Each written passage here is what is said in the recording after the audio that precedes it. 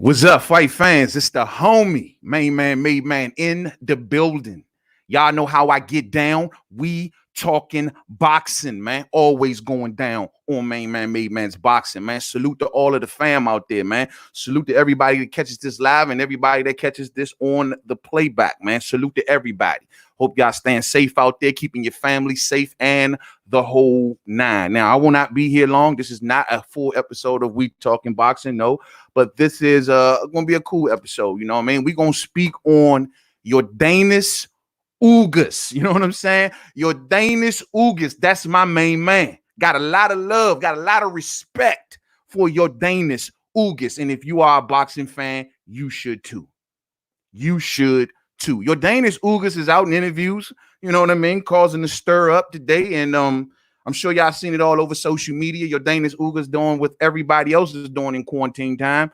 And he's talking to the fans and he's giving his point of view on things. And I got a lot of respect for Yourdenis Ugas' point of view. Now, Ugas is calling out everybody.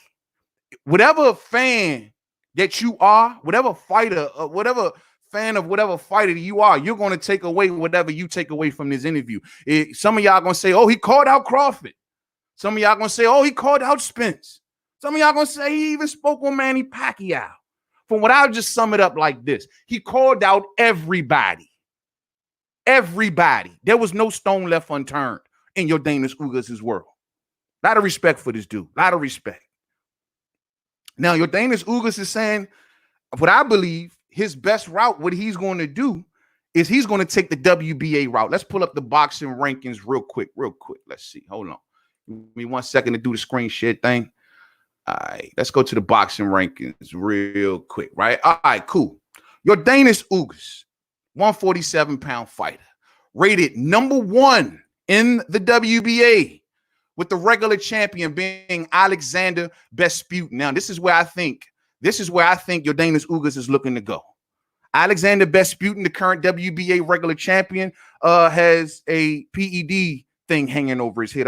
I haven't heard anything about them reaching a resolution in that situation yet, but Vesputin is talking like he expects to be fighting. And maybe it's something that came out of that I missed. If it is, please put it in the comment section. But last I heard, Vesputin was still fighting them PED issues. Yourdenis Ugas is eyeing that belt. He wants that WBA regular belt, putting him right up under Manny Pacquiao, who is the WBA super champion. Now, the WBA super championship don't got a mandatory. So just because Yourdenis Ugas, if he becomes the WBA regular champion, which is yet to be determined, but if he does, there's no guarantee that he gets the Manny Pacquiao fight. Keep that in mind. Let's look over at the WBC. Yourdenis Ugas is rated 3rd in the WBC, making Sean Porter, who's the number 1 guy, but he is not, I repeat, not the mandatory. Danny Garcia in the number 2 position. He is the mandatory. And of course, Yourdenis Ugas is in 3rd. So I think, honestly, his best opportunity would be right here. Go for that WBA belt, bro. Become an actual champion of some sorts. Have some sort of hardware. Have something that attracts fighters to you. Because Yourdenis Ugas is a Cuban-style fighter with a strong core and strong fundamentals. And he is in that category, I hate to say it, of high risk, low reward. Now, when you look over at the IBF, you don't see Yourdenis Ugas' name. But this is funny, though, because at number 10, I see Showtime Sean Porter in the IBF. Now, we were told by Showtime Sean Porter, Mr. I need to have a conversation. You would never fight for the IBF again. Isn't that what he told us? Because the IBF done him so dirty after the Kell Brook fight, in which when he lost his belt to Kell Brook, he says that the IBF took him out of the top 10. And he never forgave them for it. So all of those years, oh, I'm going to say years, but time, that we was calling for Porter to go against Earl Spence when Earl had the IBF belt, what was Porter's excuse? Well, he even went as far to say, oh, Earl may have to vacate the IBF belt before we fight because I ain't got no love for the IBF. Yet today, I see Showtime Sean Porter, number 10 in the IBF. WTF, fight fans. WTF. For real.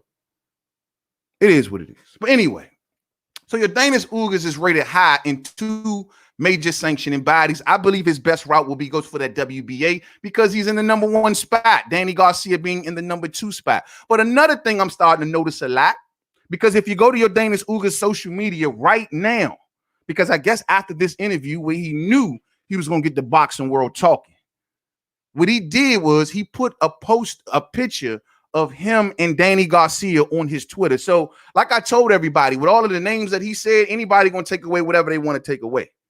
Now, in the actual interview, Yourdenis Ugas says, hey, I would love to face Manny Pacquiao, but he was talking like he know that's unrealistic. He was saying that, hey, these were his exact words. If presented with the options of Manny Pacquiao, Earl Spence, or Terrence Crawford, who do you want? He said Earl Spence. He didn't say, of course, he went on to talk about Bud. Oh, Bud knows I will beat him because I beat him in the amateurs. Yes, Yourdenis Ugas beat Terrence Crawford in the amateurs.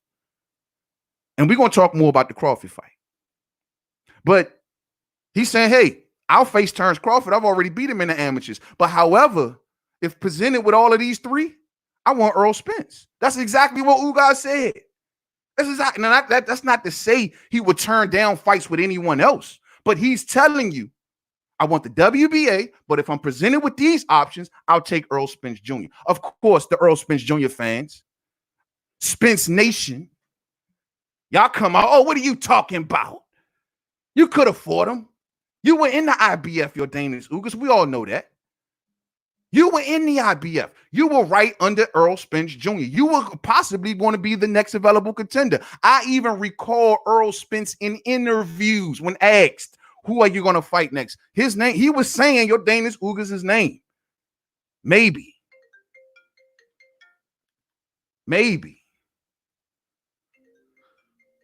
Sorry, fight fans. Hold on one second. We just let that ring for a minute. I can't seem to turn this one off. But yeah, man. So that's just the whole thing of it, man. That's just the whole thing of it. So when it comes to Earl Spence, yeah, Yourdenis Ugas was located right up under Earl Spence. No doubt about it. Yourdenis Ugas took it upon himself to remove himself out of the IBF and go over to the WBC to take the Sean Porter shot. And this almost effectively passed up on the Earl Spence Jr. shot. Now, I don't think Ugas was, or he must have got some sort of confirmation from behind the scenes, given they fight all on the same side of the street, to say, yo, we're not going to give you the Earl fight. So this is your best bet. Go over to the WBC and get the Porter fight. And in hindsight, it was a smart move. It was.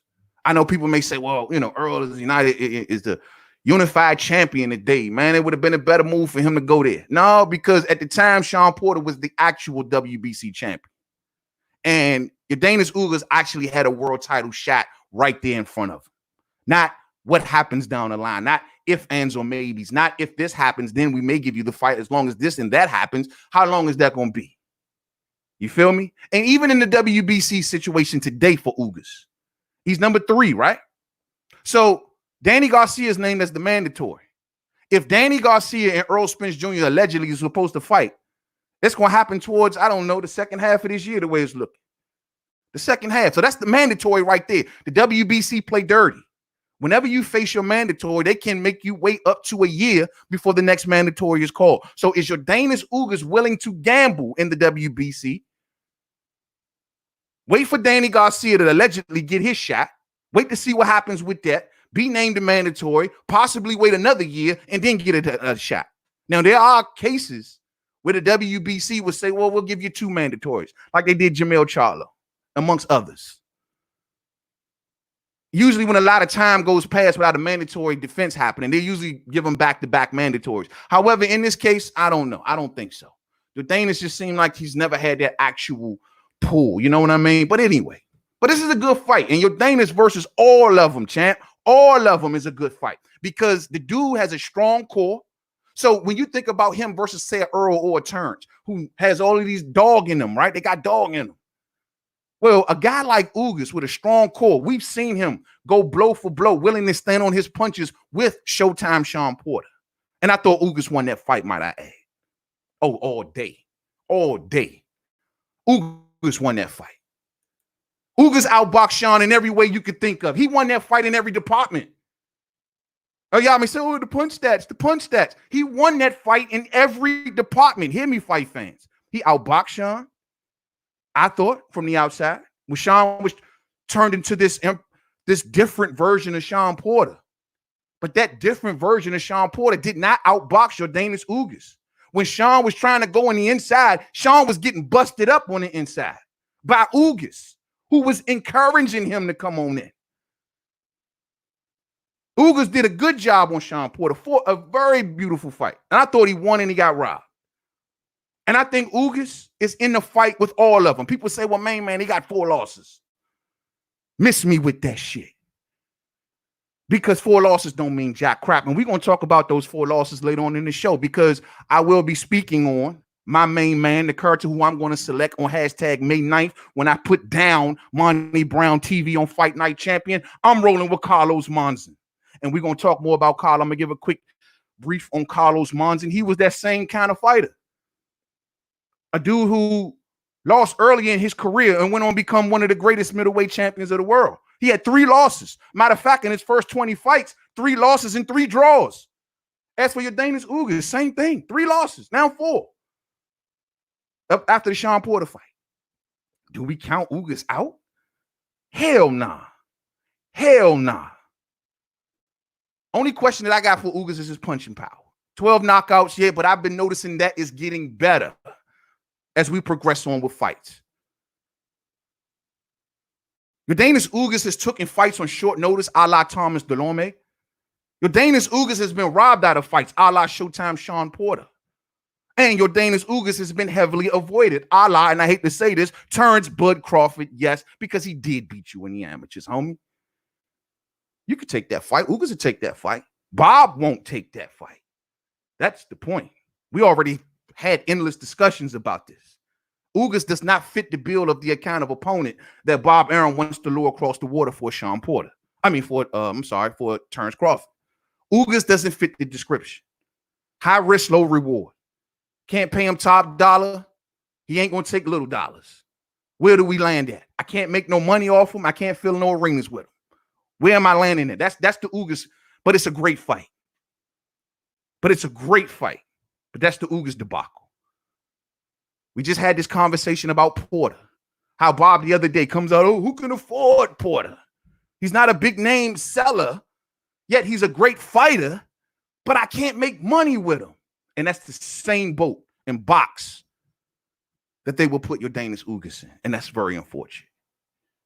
I'm just keeping it 100. And Bud, yes, there will be a great fight. People say, only thing is my hang up with the Bud situation also is it's a great fight, man. It is. It really is. But it's still not the elite of the PBC. And y'all know my position on that.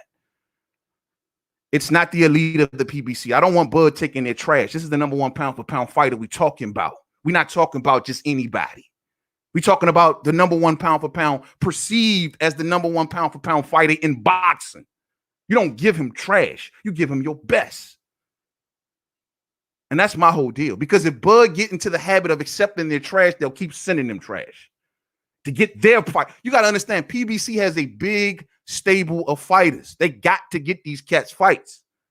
And now with the coronavirus and all in place and no one's getting fights and stuff like that, these dudes are going to want fights more than ever.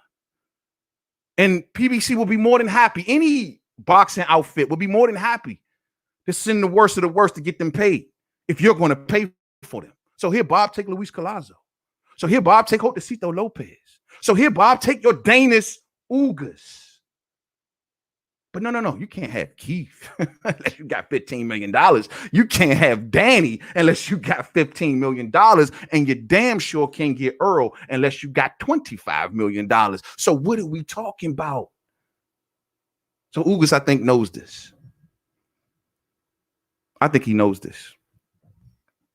And that's why I don't think he knows the Bud situation is out there, but he's letting it be known to fans that I beat Bud.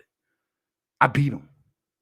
I've already beat him. So all of you Bud Nation out there, don't come to me with this bullshit. Oh, I was in the last fight with Mike Dallas, and I went 12 rounds with a dude who trained at Planet Fitness. Yeah, I beat Bud, though. So what you got to say?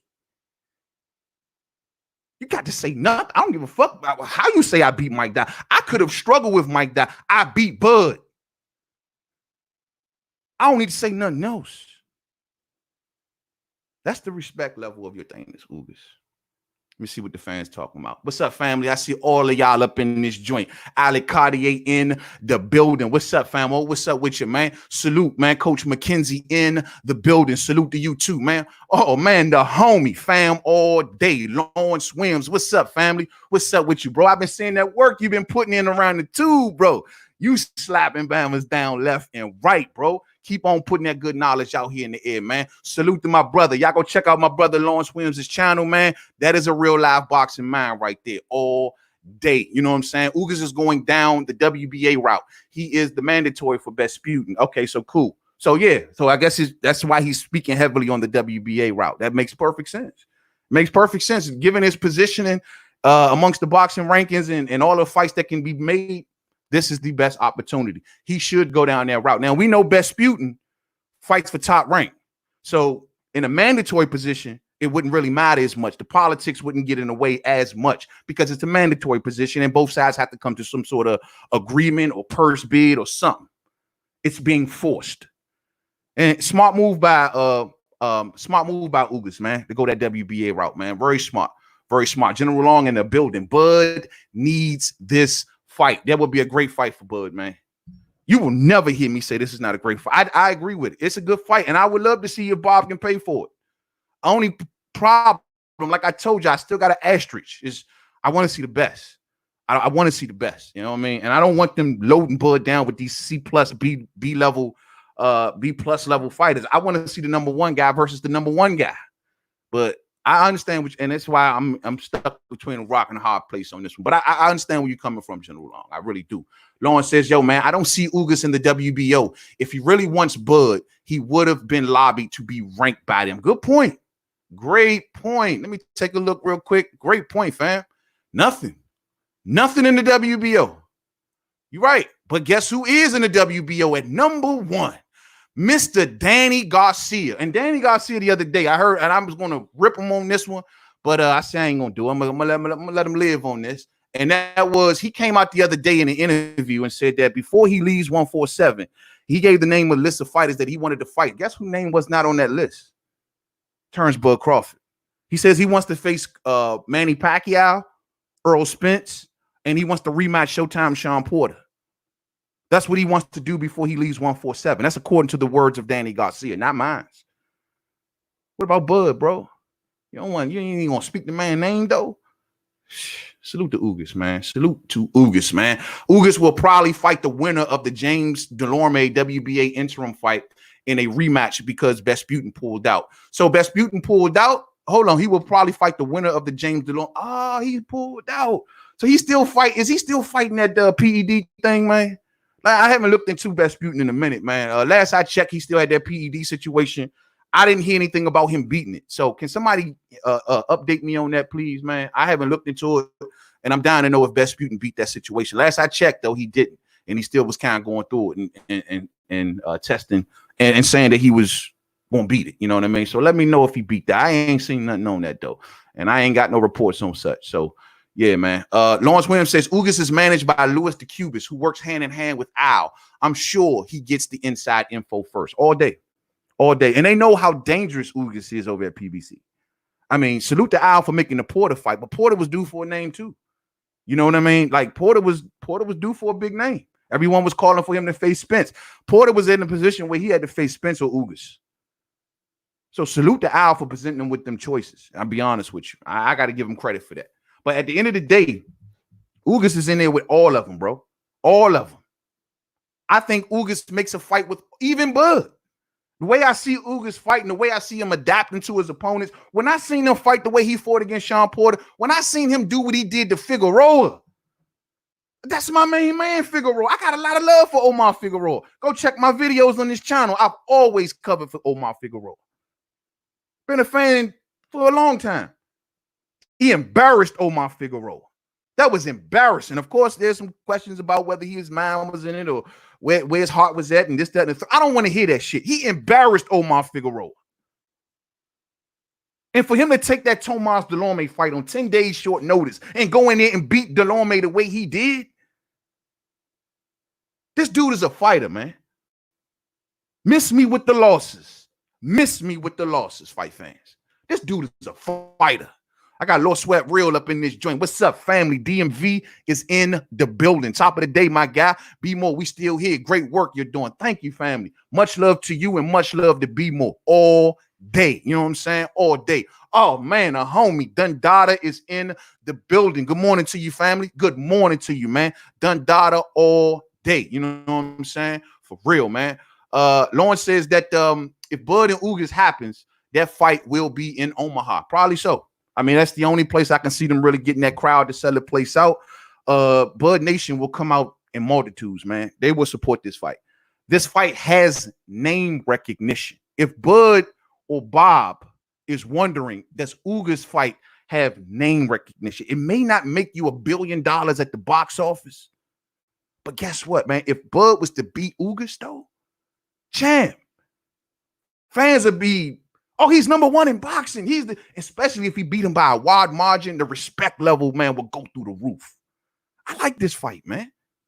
Now, like I tried to say to y'all earlier, you go to Ugas' social media, he got a picture of him and Danny Garcia on there.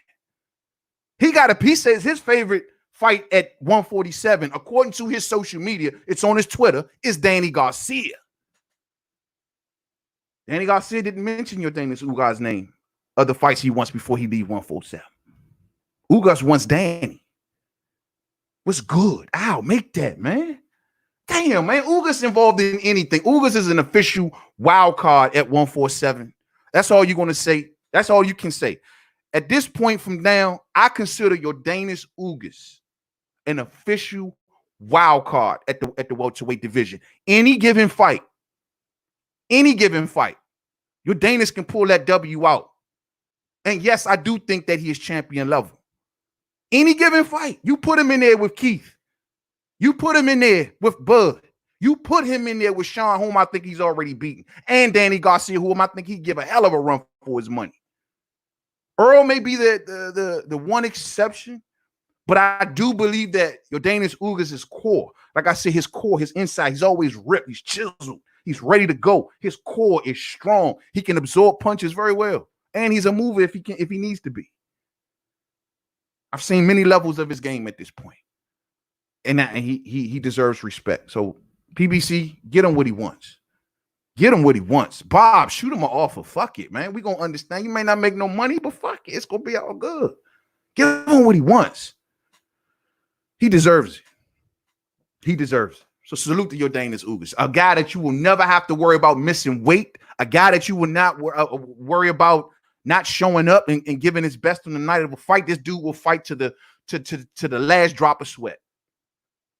Last drop of sweat. Now, I'm gonna say this before I move on. My pick. Who do I want Yourdenis Ugas? Who's first on the list for Yourdenis Ugas in my book? In my book, I would like to see Yourdenis Ugas honestly go after the WBA championship. Get it, bro. I want him to have some sort of hardware first. Get that WBA belt. Don't worry about Manny Pacquiao. Manny Pacquiao is going down his own trail. Get the WBA and then start to effectively put pressure on Porter and Garcia. Those are the two I think he should put in the sights first. Porter and Garcia. Rematch with Porter because most fans, I'm sure if you did a poll, Yourdenis Ugas would come quite close to winning it, that he won that fight. Matter of fact, I'm going to do one. But if you try to get that Porter rematch or you try to get that Danny fight, those are the two I think Ugas should be trying to get more than anything after he gets the WBA regular belt. So we'll see. That's the whole Ugas situation in a nutshell, man. DGO in the building. He says, good health to you, man. Hey, good health to you too, DGO. I hope everybody out there in the UK is doing good, man. We all making our way through this, man. It's tough times for a lot of folks right now. Keep your heads up out there, man. Keep your heads up and don't let them break you. You know what I mean? All day. We're going to be all right. We're going to make it through this, man. Real spill. Ugas managed by Mayweather Promotions. Good promotional fight against Bud all day. All day. It's going to take Bob. Bob is the missing piece for that. Bob can snap his finger and make that Ugas fight happen in a heartbeat. That's a fighter that PBC will send to Top Rank. That is a fighter that PBC will send to ESPN, I believe. They'll send Ugas in a heartbeat. If Bob came out tomorrow and say, yo, I want the Ugas fight for Terrence Crawford, and we down to make it happen, I see it happen. Ugas ain't going to require much. What are you going to want, 1.5? The question is, how are they going to do it? Would they put it on ESPN regular or pay-per-view? They got to get Terrence's $3 million guarantee, fight fans. I don't know. Just make the goddamn fight. Just make the Ugas versus Mikey, says Dundada. That's a good fight, too. That's a very good fight. Ugas versus Mikey. All good fights. Matter of fact, Mikey should be looking into this right here. Mikey trying to still get his footing down solid at welterweight. This is a good opponent to test, to see if you are going from that good level to the great level at the welterweight division. This is a good name right here, man. A guy like Yourdenis Ugas is going to give Mikey all he needs. I would love to see that fight. This is another good one. All good fights. There is not a good fight that Yourdenis Ugas cannot be involved in at welterweight. Real spiel. So, salute to Yourdenis Ugas. Now, before I get out of here, fight fans, I want to leave y'all with this. I want to talk about this real quick. Let me get off this screen share. Hold on. All right, let me talk about this real quick. I got Monzon. May 9th is going down. You know what I mean? Main man versus Monty Brown TV on Fight Night Champion going down. So let me explain some things. The reason I picked May 9th, people ask me, man, even Monty's hit me up like, damn, you so far out. You know what I mean? Why May 9th? Why May 9th? Because my birthday is May 11th. Now, that weekend, May 9th is the Saturday of my birthday weekend. So that means Monty's going to be doing one or two things. Either he's going to be giving me a big W on my birthday, and I'm going to turn all the way up, or I'm going to get a big L for my birthday, and I'm going to be sitting around wondering how the hell did I lose to Monty Brown? Either way, it's a birthday present. You know what I'm saying? So I appreciate it. As a matter of fact, the present is actually Monty participating. Him participating on this on the date that I requested is actually the birthday present within itself, but he don't even know it. Much love to him. So that's why I chose May 9th, because honestly, it's a Saturday and my birthday lands on a Monday. Now, Carlos Monzon.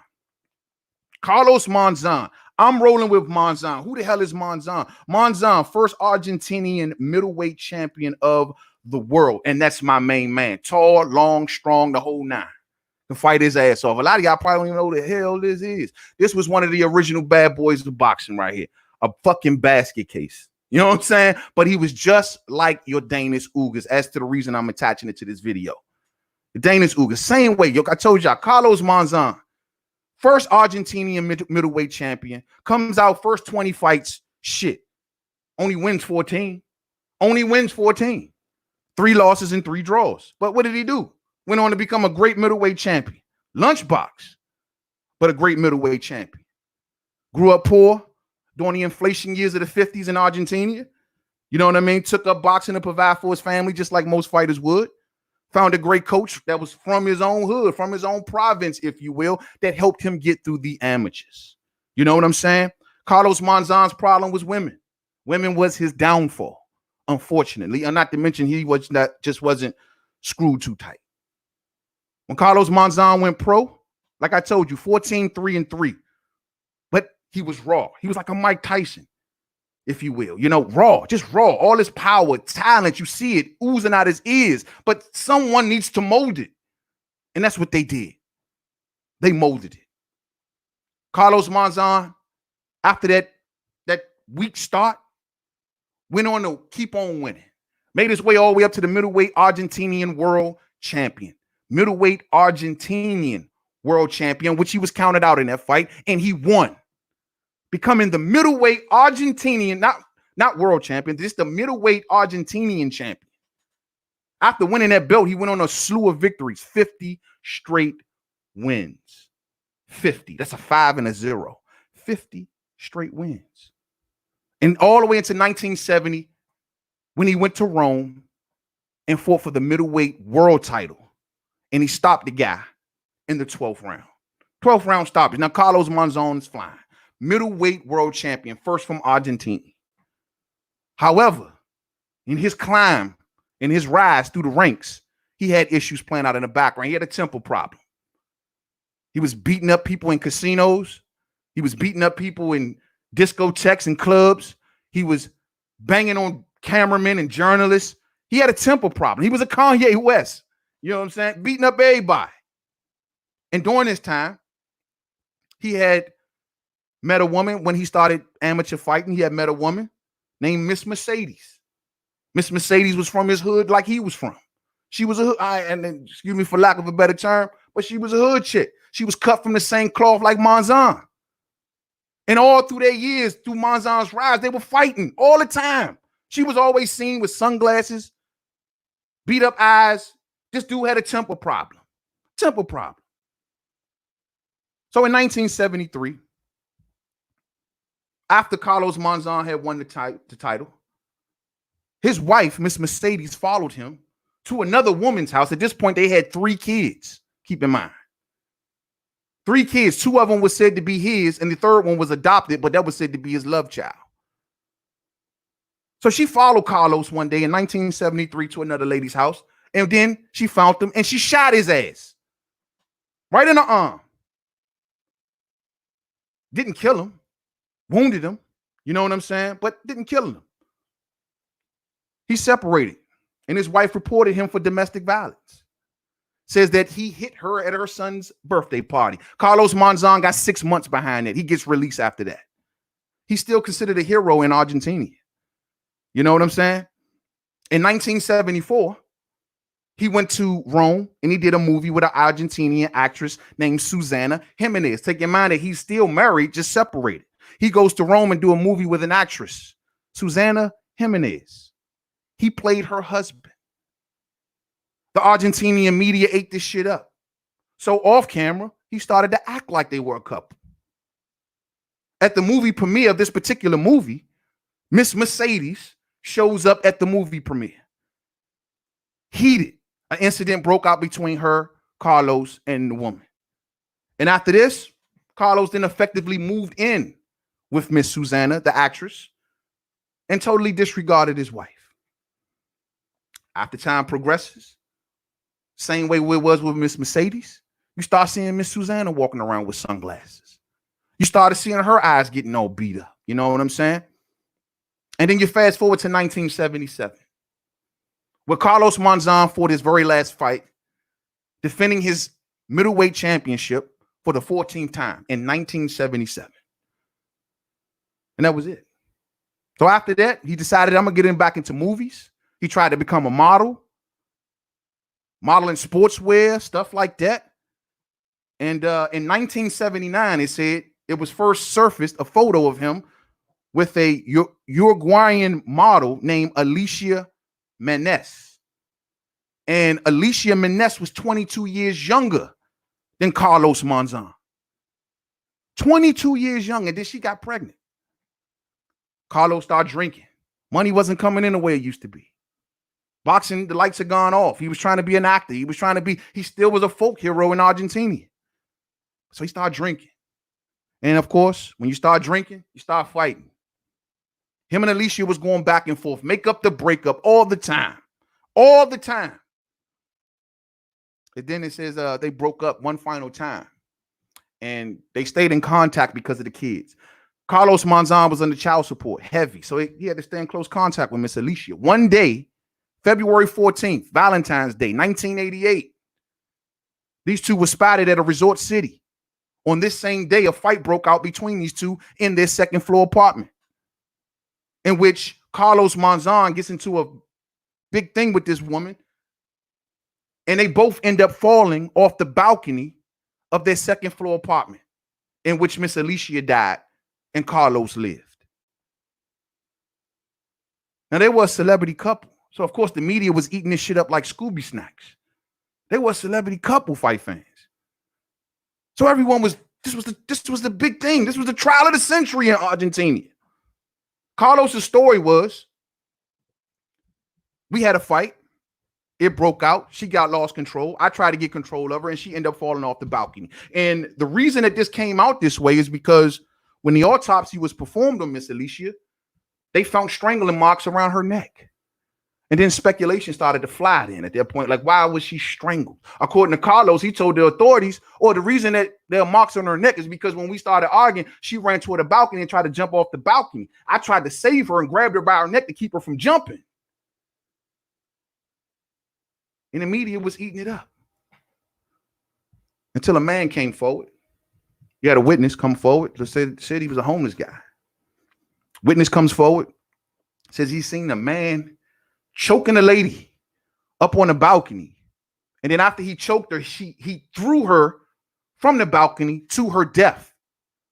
And then it was speculated by the media that after that happened, Carlos then threw himself from the balcony and fractured his shoulder to make it look like that's how it played out. This witness, he was a poor man, collected cardboards on the street. He ain't had no incentive to be involved in this. He just said he seen a man choking a woman and throw her to her death. Word got back to him that this man you talking about, my man, is Carlos Monzon. He's like, oh, no. Carlos Monzon, no. He's a folk hero. Oh, no. He tries to backtrack his story. He tries to backtrack. This made the family of Miss Alicia demand a second autopsy, in which after this particular autopsy, it was discovered that she was strangled and she was dead before she was even thrown off the balcony. He strangled her in the bedroom, then took her to the balcony and threw her off the balcony. That's what the autopsy came back. And then the fall, she was already dead. Her fall caused skull fractures and broke many bones. After that second autopsy and the family getting involved, Carlos Monzon was charged with murder, which he got found guilty and got 11 years. 11 years in an Argentinian prison. 6 years into that 11 years, he got to get a one-day pass because he's had good behavior. A one-day pass for good behavior. So he went out and enjoyed his day. On his way back, driving his car back, he lost control of his car and he had a car accident and he died in a car accident and in 1995. And that's Carlos Monzon. Carlos Monzon was a fighter to the end. He wasn't screwed too well. Seemed like he had a lot of mental issues. You know what I'm saying? Mental health issues. Seemed to be a woman beater. But he was a fighter. He never quit and couldn't be defeated. Once he reached his peak, no one can beat him. He may have lost a lot of battles outside the ring, like a lot of fighters these do today. He might have lost a lot of fights outside the ring. Couldn't be a successful actor, couldn't be a successful model, couldn't do anything but fight. Like a lot of these athletes try to do today.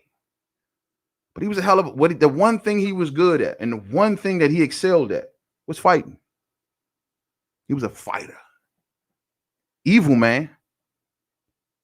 Very evil man. A lot of mental deficiencies here. Lunchbox. But a hell of a fighter. And I'm going to put Carlos Monzon against Monty Brown, or whomever he chooses to get, on May 9th. And that is the story of Carlos Monzon. I highly suggest some of y'all out there who follow the sport real close or who are a fan of boxing history one way or another. If I left something out the story or if I just kind of skimmed over it, nothing too major about it. There's an excellent video actually on YouTube describing the entire life of Carlos Monzon, man. Check it out for y'all boxing historians out there, man. You will definitely learn something all day, man. Oh, man, much love, man. Much love in the super chat. Life with Adrian. Thank you, family. Love, brother. All love to you too, family. All love to you and everyone out there, man. Thank you all for supporting the homie, man, through this quarantine time. It ain't easy for none of us right now. It ain't easy for none of us, and not to mention YouTube playing certain games. So thank you all. Thank you all for the endless support that I do get behind the scenes. And don't forget, man, May 9th is going down between me and the homie. We're going to do this. We're going to have a big extravaganza behind this just to take your mind off coronavirus and quarantining and shit for a while. You dig? Have a little fun. That's so. So I'm going to get back to y'all a little later, man. I'm going to get up out of here, man. Much love to y'all, man. Much love to each and every one of y'all, man. Y'all keep striving out there, man. Y'all stay safe out there. Stay healthy out there. Stay stressed and sucker free. The devil is everywhere, omnipresent at the same time and everywhere at once. He's trying to mess up your day. Knock his ass all the way out. Much love to you all. Until the next one. Don't forget, Thumbs up on the way out if you didn't hit it on the way in. To the next one. Peace out.